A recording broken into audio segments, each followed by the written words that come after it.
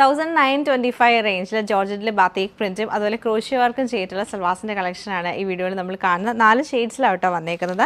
First നമ്മൾ കാണുമ്പോഴത്തേക്ക് നല്ലൊരു of വൈറ്റും റെഡൂടെ മിക്സ് ചെയ്തിട്ട് ക്രോഷ്യോ വർക്കൊക്കെ ചെയ്തിട്ട് വരും. ഇതിലൂടെ പെയർ ചെയ്തിരിക്കുന്നത് കോട്ടൺ ബോട്ടവും അതുപോലെ തന്നെ ജോർജറ്റിൻ്റെ ദുപ്പട്ടയാണ്.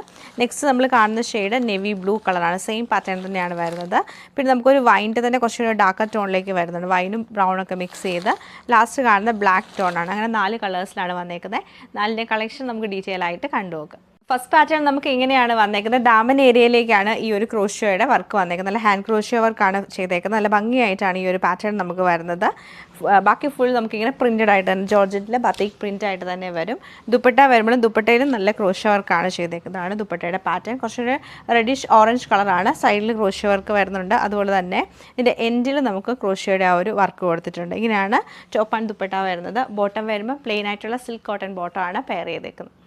നെക്സ്റ്റ് പാറ്റേൺ നമുക്ക് ഇങ്ങനെയാണ് വന്നേക്കുന്നത്. സെയിം പാറ്റേൺ തന്നെയാണ്. ബാക്ക് സൈഡ് ഫുൾ നമുക്ക് പ്രിൻറ്റ് വന്നിട്ട് എൻഡിൽ നമുക്ക് ചെറിയൊരു ക്രോഷ്യോയുടെ ലേസ് കൊടുത്തിട്ടുണ്ട്. അങ്ങനെയാണ് ടോപ്പ് പാറ്റേൺ വരുന്നത്. 2.5 മീറ്റർ ലെങ്ത്ത് വരുന്നുണ്ട്. ദുപ്പട്ട വരുമ്പോൾ നമുക്ക് കുറച്ചുകൂടെ ഡാർക്കർ ടോണിലേക്കാണ് ദുപ്പട്ട. ഇങ്ങനെയാണ് ദുപ്പട്ടയുടെ പാറ്റേൺ വരുന്നത്. ബോട്ടം പ്ലെയിൻ ആയിട്ടുള്ള ബോട്ടമാണ് പെയർ ചെയ്തേക്കുന്നത്. സെയിം പാറ്റേൺ നല്ല ഭംഗിയായിട്ടുള്ള ബ്ലാക്ക് കളർ ടോണിലാണ് ഈ സെറ്റ് നമുക്ക് വന്നേക്കുന്നത്. ഭംഗിയായിട്ടുള്ള മെറൂൺ ആൻഡ് വൈൻ കളർ കോമ്പിനേഷനിലാണ് ഈ സെറ്റ് നമുക്ക് വരുന്നത്.